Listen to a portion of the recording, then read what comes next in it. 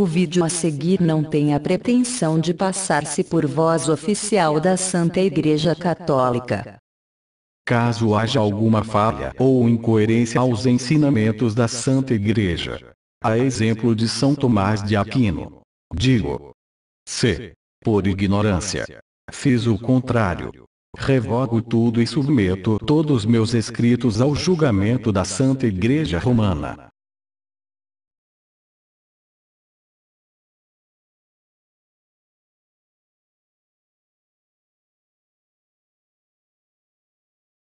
Por intercessão do apóstolo São Tiago Maior.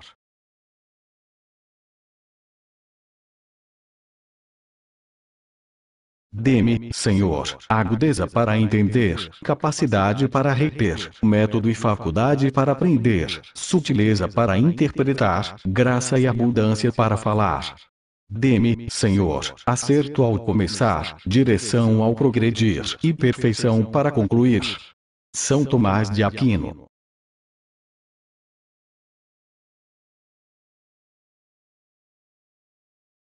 O Senhor sempre revelou aos mortais os tesouros da sua sabedoria e do seu espírito. Mas agora, que a malícia vai mostrando cada vez mais o seu rosto, revela-os ainda mais. São João da Cruz.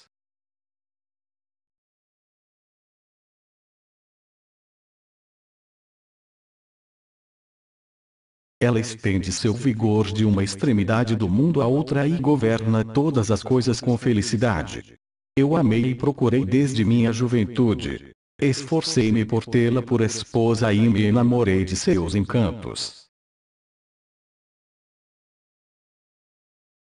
Ela mostra a nobreza de sua origem em conviver com Deus. Ela é amada pelo Senhor de todas as coisas. Ela é iniciada na ciência de Deus e, por sua escolha, decide de suas obras. Se a riqueza é um bem desejável na vida, que há de mais rico que a sabedoria que tudo criou? Se a inteligência do homem consegue operar, o que, então, mais que a sabedoria, é artífice dos seres? E se alguém ama a justiça, seus trabalhos são virtudes. Ela ensina a temperança e a prudência, a justiça e a força. Não há ninguém que seja mais útil aos homens na vida. Se alguém deseja uma vasta ciência, ela sabe e conjectura o futuro. Conhece as sutilezas oratórias e revolve os enigmas. Prevê os sinais e os prodígios. E o que tem que acontecer no decurso das idades e dos tempos. Livro da Sabedoria, capítulo 8, versículos 1 a 8.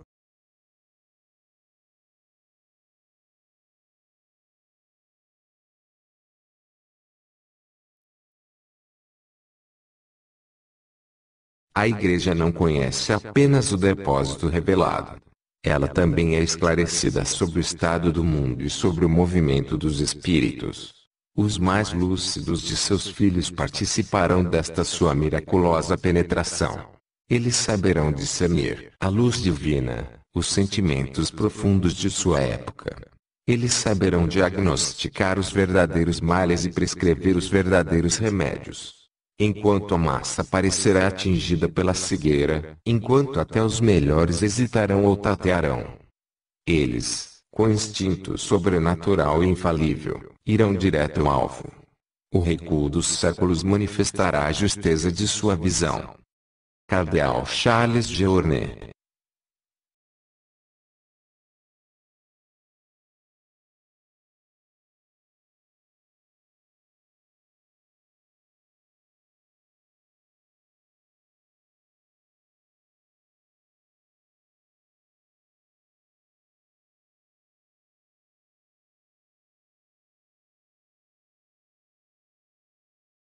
Em cada época, não faltou ninguém dotado do espírito de profecia, não para ensinar uma nova doutrina sobre a fé, mas para dirigir a atividade humana. São Tomás de Aquino.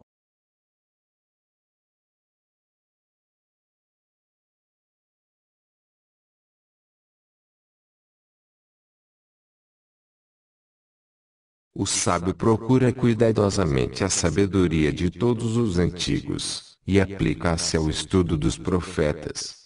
Guarda no coração as narrativas dos homens célebres, e penetra ao mesmo tempo nos mistérios das máximas. Penetra nos segredos dos provérbios, e vive com o sentido oculto das parábolas. Livro do Eclesiástico, capítulo 39, versículos 1 a 3.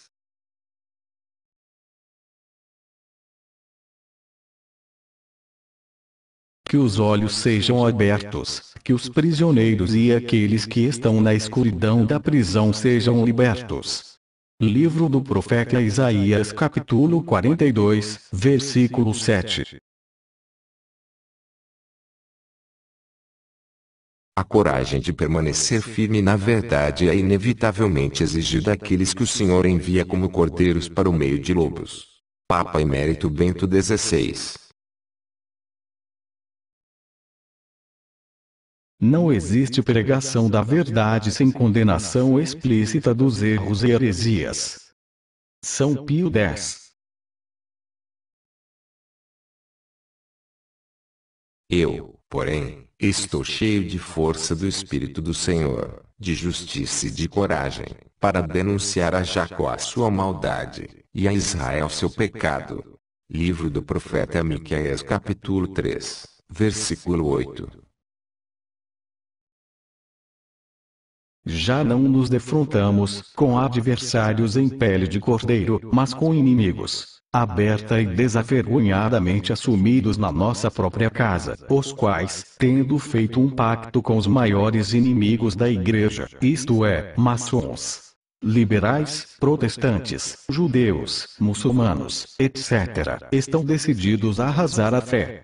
Querem renová-la como se estivesse consumida pela velhice. Expandi-la e adaptá-la ao gosto do mundo e aos seus progressos e confortos, como se ela se opusesse, mas não apenas à frivolidade de alguns, mas ao bem da sociedade. São Pio X.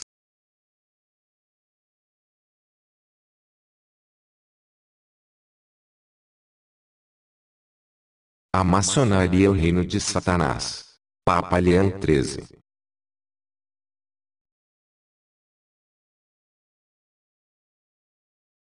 Pode um católico ser maçom?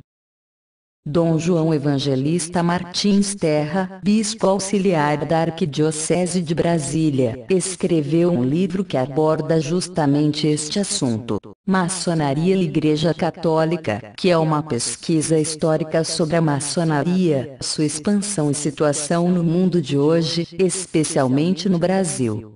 Faz uma análise dessa organização e apresenta a posição da Igreja Católica pós-conciliar. Usaremos este livro para mostrar a posição da Igreja Católica para com a maçonaria, e como ela orienta seus fiéis e clérigos. O Código de Direito Canônico de 27 de maio de 1917 contém os seguintes cânones relativos à maçonaria. Os fiéis fugirão das associações secretas, condenadas, sediciosas, suspeitas ou que procuram subtrair-se à legítima vigilância da Igreja. Cânone 684. Os que dão seu próprio nome à seita maçônica ou a outras associações do mesmo gênero, que maquinam contra a Igreja ou contra os legítimos poderes civis, incorrem pelo próprio fato na excomunhão simplesmente reservados à Sé Apostólica. Cânone 2333.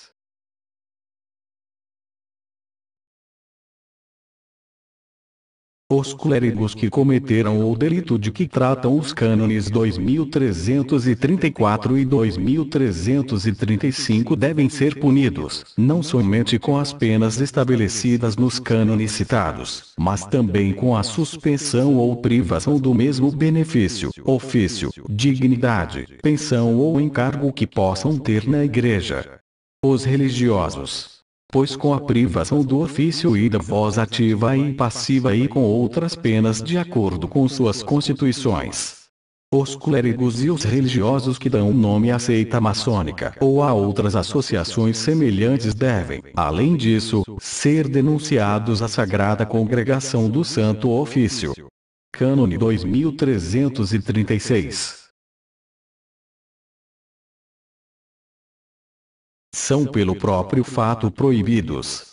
Os livros que, tratando das seitas maçônicas ou de outras associações análogas, pretendem provar que, longe de serem perniciosas, elas são úteis à Igreja e à sociedade civil. Cânone 1399, número 8. Desses cânones do Código de 1917 resulta claramente que todo aquele que se inicia na maçonaria incorre, só por este fato, na pena de excomunhão. Código de Direito Canônico Cânon 2335.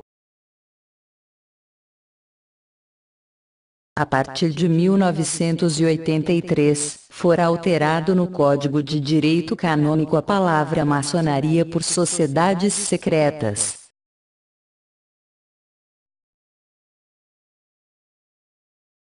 A. Deve ser afastado dos sacramentos, confirmação, confissão, comunhão, unção dos enfermos, ainda que os peça de boa fé. Cânone 2138, parágrafo 1. B. Perde o direito de assistir aos ofícios divinos, como sejam a Santa Missa, a recitação pública do ofício divino, procissões litúrgicas, cerimônias da bênção dos ramos, etc. Conforme Cânone 2259, parágrafo 1, 2256, número 1. C. É excluído dos atos eclesiásticos legítimos, Cânone 2263, pelo que não pode ser padrinho de batismo, Cânone 765, número 2, nem de crisma, Cânone 795, número 1. D. Não tem parte nas indulgências, sufrágios e orações públicas da Igreja. Cânone 2262, parágrafo 1. O maçom não pode ser admitido validamente nas associações ou irmandades religiosas. Cânone 693. Os fiéis devem ser vivamente desaconselhados de contrair matrimônio com maçons. Cânone 1065, parágrafo 2. Só após prévia consulta do bispo e garantida a educação católica dos filhos, pode o pároco assistir ao casamento com um maçom. Cânone 1065, parágrafo 2. O maçom falecido, sem sinal de arrependimento, deve ser privado da sepultura eclesiástica. Cânone 1240. Deve-se negar aos maçons qualquer missa ezequial, assim como quaisquer ofícios fúnebres públicos. Cânone 1241. O Santo Ofício declarou, no dia 20 de abril de 1949, numa resposta ao bispo de Trento, que nada tinha mudado na disciplina do Código de Direito Canônico a respeito da maçonaria. Façamos então uma nova pergunta: a situação hoje ainda é a mesma? Ou houve alguma mudança? Em 27 de novembro de 1983, entrou em vigor o novo Código de Direito Canônico. O novo código apresenta um cânon relativo à maçonaria. Quem se inscrever em alguma associação que maquina contra a Igreja, seja punido com justa pena. E quem promover ou dirige uma dessas associações, seja punido com interdito. Cânone 1374, obra citada, página 99. A filiação à maçonaria é considerada pela Igreja Católica pecado grave, já que as concepções de Deus e religião, assim como o processo de iniciação secreta imposto aos novos membros, não se coadunam com as noções do cristianismo relativos a Deus e aos sacramentos, principalmente.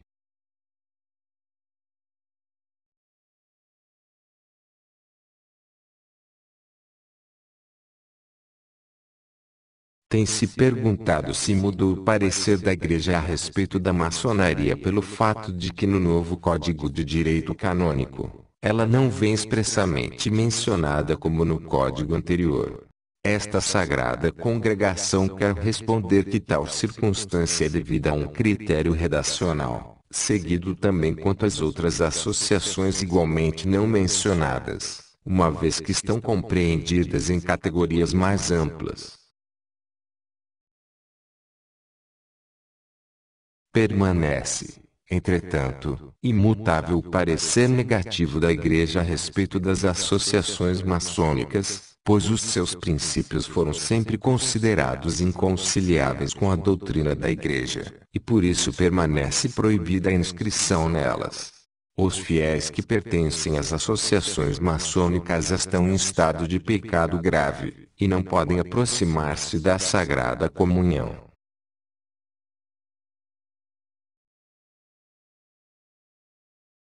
Não compete às autoridades eclesiásticas locais pronunciarem-se sobre a natureza das associações maçônicas, com juízo que implique derrogação de quanto foi acima estabelecido, e isto segundo a mente da declaração desta Sagrada Congregação, de 17 de fevereiro de 1981.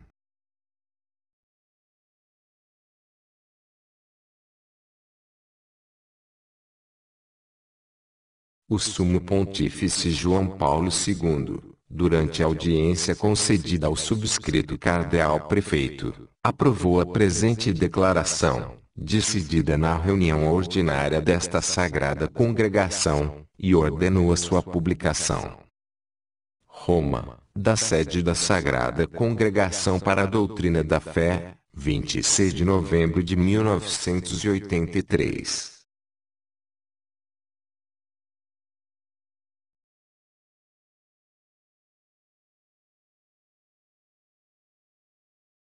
É importante notar que a declaração da Santa Sé afirma que estão em estado de pecado grave, e não podem aproximar-se da Sagrada Comunhão. Isto é muito sério para os católicos. E é a palavra oficial da Igreja sobre a questão. O número 386 da revista Pergunte e Responderemos, de autoria de Dom Estevão Bittencourt, nas páginas 323 a 327, traz um elucidativo artigo sobre o assunto. Neste artigo Dom Estevão, de reconhecida seriedade e competência, teólogo renomado, afirma: a maçonaria professa a concepção de Deus dita deísta, ou seja, a que a razão natural pode atingir. Admite a religião na qual todos os homens estão de acordo, deixando a cada qual as suas opiniões particulares.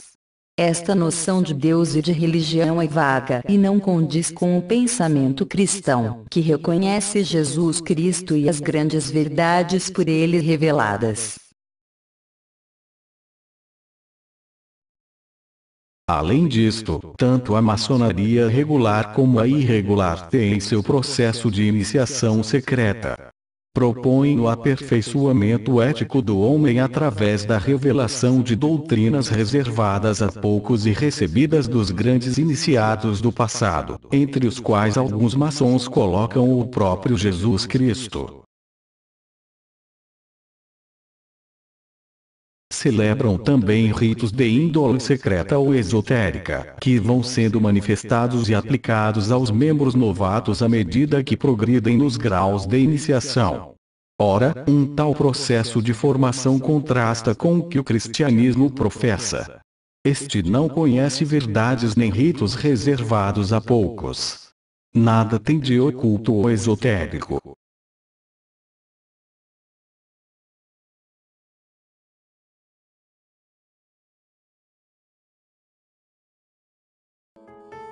Se Jesus falou ao seu coração enquanto você via este trabalho, por favor, compartilhe estas palavras, tirando cópias deste documento para divulgá-lo para pessoas que você julgue que serão abençoadas por esta leitura. Por favor, permita que o Espírito Santo guie na evangelização, de acordo com os dons que ele lhe concedeu.